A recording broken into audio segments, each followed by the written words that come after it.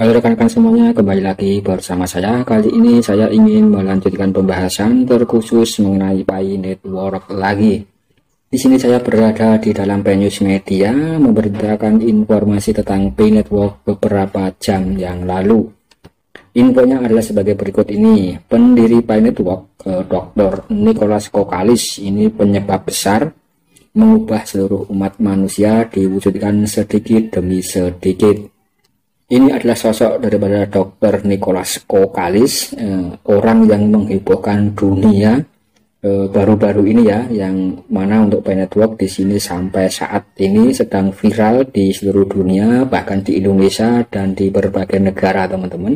Ini adalah ulah daripada orang ini ya.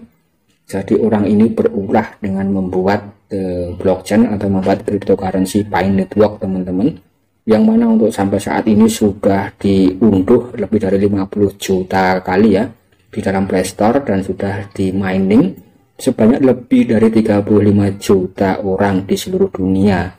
Dan ini adalah tokoh utamanya, teman-teman, Dr. Nicholas Kokalis ya. Dan untuk di Indonesia sendiri, ini beberapa waktu yang lalu sempat menghebohkan di dunia maya ya. Bahkan untuk pionir-pionir Pi Network di Indonesia ini sudah memasuki peringkat keempat dunia, teman-teman. Jadi untuk pionir Pi Network itu di dunia ini sudah memiliki peringkat 4, artinya sudah memiliki komunitas yang besar ya, dan tidak boleh dipandang sebelah mata oleh Cortem. Yang mana untuk pionir-pionir Pi Network di sini juga sempat membuat kehebohan di dalam dunia maya dan dunia offline ya. Ya, beberapa waktu yang lalu sempat ada sekitar 70.000 orang ya, teman-teman. Di antaranya ada pionir-pionir Pi Network ya, itu sedang mengikuti kirap bendera nasional dengan memakai atribut atau seragam dengan simbol-simbol Pi Network ya, yang mana itu sempat menghebohkan, teman-teman. Bahkan untuk sekelas ini ya, Wakil Menteri Perdagangan ini sampai angkat bicara menjawab pertanyaan daripada para pionir-pionir Pi Network di Indonesia tentang masalah regulasi cryptocurrency yang ada di Indonesia ya. Ya, ini gara-gara tokoh satu ini, teman-teman, Dr. Nicholas Kokalis, yang menggemparkan dunia ya berkat kecanggihan dan kecerdasan otak beliau ini, teman-teman. Jadi beliau ini memiliki tingkat intelijensi yang tinggi ya, dan tidak boleh dipandang remeh, teman-teman. Artinya di sini beliau ini merupakan orang yang jenius di dunia untuk saat ini dan untuk teknologi blockchain, teman-teman. Yang mana seperti yang sudah rekan-rekan ketahui, untuk teknologi blockchain di sini berkembang kurang lebih 10 tahun ke belakang ya, dan itu baru dimulai. Yang mana untuk yang paling terkenal seperti Bitcoin dan Ethereum ya, itu tidak luput daripada campur tangan beliau ini, teman-teman, Dr. Nicholas Kokalis ya. Nah, karena untuk Bitcoin sendiri itu penemunya adalah Satoshi Nakamoto, dan Satoshi Nakamoto itu diyakini lebih dari satu orang, dan itu hanya nama samaran, teman-teman. Sampai saat ini belum bisa yang memastikan dan mengklaim siapa Satoshi Nakamoto ya. Bahkan beberapa pihak ini mengklaim bahwa salah satu Satoshi Nakamoto ya Dr. Nicholas Kokalis ini, teman-teman. Karena suatu alasan bahwa seperti yang teman-teman ketahui, untuk Vitalik Buterin ini ya, pendiri daripada Ethereum, ini adalah anak buah atau murid daripada beliau ini, teman-teman. Murid atau anak buah, tepatnya murid ya, teman-teman. Murid daripada Dr. Nicholas Kokalis ini, yang berhasil menciptakan cryptocurrency Ethereum, teman-teman, di dalam blockchainnya ya. Nah, jadi di sini beliau tidak bisa dipandang remeh atau dipandang sebelah mata ya. Ini adalah guru daripada Vitalik Buterin yang sangat cerdas sekali, teman-teman. Dan bayangkan saja betapa lebih cerdasnya seorang Nicholas Kokalis ini ya, yang mana bisa menyihir dunia, teman-teman, dunia cryptocurrency ya. Saya rasa ini untuk komunitas Pi Network itu sangat mantap sekali dan luar biasa sekali untuk perkembangannya ya. Dan saya rasa ini saya ulas karena saya menemukan suatu alasan, teman-teman. Saya menemukan video YouTube ya, reviewer besar, saya rasa reviewer YouTuber besar tentang dunia cryptocurrency. Tapi anehnya beliau sama sekali tidak mengetahui tentang Pi Network ya, padahal Pi Network itu sudah viral, teman-teman. Mengapa sampai beliau tidak mengetahui informasi tentang Binetwork atau sudah terlambat ya?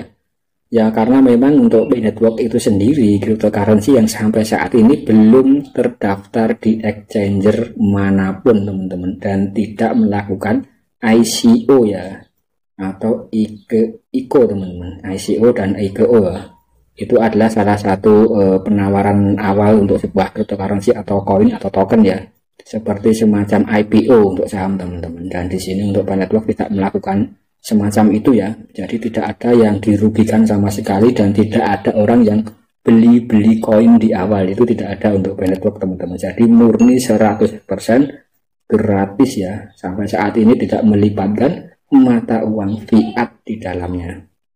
Walaupun di sini digembar-gemborkan ya, untuk satu koin Pi itu bisa bernilai lebih dari 4 miliar ya, menurut keterangan para ahli-ahli di luar negeri sana teman-teman. Mengapa itu bisa terjadi padahal belum terdaftar di mana-mana, tidak melakukan jual beli koin, bukan investasi bodong, dan sama sekali tidak mengumpulkan dana dari masyarakat ya. Mengapa Binetwork begitu fenomenal dan bisa diyakini bernilai tinggi teman-teman? Nah itu ya, kalau untuk rekan-rekan yang sudah mengikuti tentang Binetwork ini pasti sudah paham tentang roadmap dan white paper, dan juga ya itu tadi ya teman-teman, yang paling penting adalah project-projectnya itu seperti apa ya, underlying atau project di dalamnya teman-teman yang mendukung daripada cryptocurrency Binetwork ya. Nah nanti teman-teman akan memahami dengan sendirinya ya ketika mengikuti info-info tentang Binetwork step by step ya, itu akan paham dengan sendirinya ya. Dan saya rasa untuk strategi Binetwork ini Dr. Nicholas Vokalis ini berbeda strateginya dengan cryptocurrency konvensional yang melakukan ICO teman-teman. Jadi untuk kripto-kripto yang oke ya teman-teman, untuk cryptocurrency atau token-token yang baru ya, yang melakukan ICO atau ini ya, pembelian atau penjualan token di awal teman-teman, itu kan membutuhkan modal ya, membutuhkan modal investor dengan cara menjual token di harga murah sebelum listing, itu namanya ICO teman-teman. Nah untuk Binetwork sendiri tidak melakukan hal itu ya, jadi tidak melibatkan mata uang fiat ya, jadi tidak ada yang dirugikan sampai saat ini teman-teman. Bahkan sampai saat ini mainnya tertutup, barter ya, itu untuk biaya barter itu sama sekali tidak menggunakan mata uang fiat ya, jadi menggunakan mata uang ya Binetwork itu, karena memang prinsip dasarnya koin Pi itu adalah sebagai alat tukar atau barter atau emas digital ya. Itu menurut pemahaman saya ya teman-teman. Jadi pemahaman saya yang bisa saya pahami tentang ini ya Binetwork dan juga Dr. Nicholas ini teman-teman. Saya rasa ini sangat mantap sekali ya, berbeda sekali dengan cryptocurrency yang lain ya. Oke ya teman-teman, lalu bagaimana Binetwork bisa mendapatkan keuntungan untuk memutar balik atau memutar modalnya ya, terutama para vendor-vendor ini teman-teman. Vendor-vendor mengapa bisa bersedia di Cina ya, nah, mengapa mereka bersedia menjual produk-produk mereka dijual dengan harga koin Pi ya. Ini bagaimana nanti mereka memutar modal, kan pasti butuh modal uang fiat ya. Nah ini yang akan saya bahas teman-teman. Nah ini sangat menarik sekali ya. Jadi di sini memang para vendor-vendor itu juga harus berpikir teman-teman untuk mengembalikan modalnya ya, karena di sini sebagai contoh ketika ada mobil seharga 100 Pi atau 10 Pi ya, nah nanti ketika ini Pi itu tidak berlaku dan tidak memiliki harga mata uang fiat, nah bagaimana para vendor mendapatkan keuntungan? Tentunya mereka akan rugi ya. Nah ini saya rasa juga perlu dipahami untuk teman-teman bersama ya, bagaimana ini bisa bekerja tentang Binetwork itu teman-teman. Oke rekan-rekan, saya rasa untuk menjawab pertanyaan yang semacam ini dibutuhkan oleh seorang ahli ya, yang mana kita juga bisa berkaca daripada Bitcoin teman-teman. Teman-teman juga bisa membayangkan tentang Bitcoin ya. Bitcoin itu hanya angka digital yang sampai saat ini sudah memiliki harga lebih dari 250 juta rupiah teman-teman per satu koin Bitcoin ya. Itu kalau teman-teman nalar itu hanya ini ya. Oke rekan-rekan, saya rasa hanya orang bodoh saja yang mau membeli Bitcoin dengan harga yang sangat tinggi seperti itu ya. Tetapi kenapa pada kenyataannya Bitcoin memang harganya terus naik teman-teman, yaitu yang pertama adalah supply and demand ya. Ketika teman-teman membeli satu koin dari itu sudah stoknya terbatas, itu otomatis harga itu bisa terbentuk dan bisa naik bisa turun dengan sendirinya teman-teman. Ketika supply and demand atau penawaran dan permintaannya itu tinggi ya, maka harga itu akan bisa terbentuk dengan sendirinya, dengan yaitu tadi bisa naik bisa turun teman-teman. Sebagai contoh seperti emas ya, emas kan hanya seperti sebongkah batu teman-teman, itu kan hanya sebongkah batu ya. Sedangkan mata uang kertas itu kan hanya sebuah kertas teman-teman, itu tidak mewakili nilai yang asli ya. Teman-teman memiliki uang 100.000 itu hanya kertas teman-teman, jadi kertas itu tidak bisa mewakili nilai 100.000 itu ya.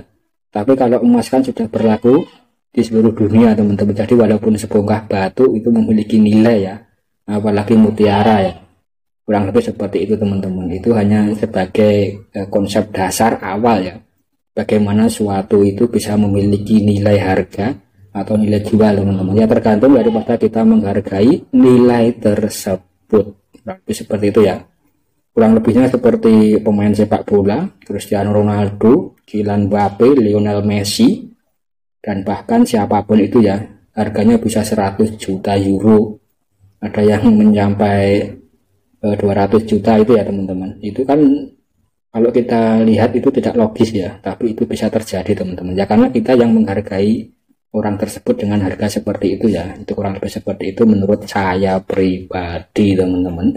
Dan untuk rekan-rekan ya silahkan tulis pendapat rekan-rekan dalam kolom komentar ya. Dan saya rasa sekian dulu konten dari saya. Jika rekan-rekan suka silahkan klik like dan tinggalkan komentar rekan-rekan dalam kolom komentar, dan jangan lupa di share dan subscribe. Terima kasih.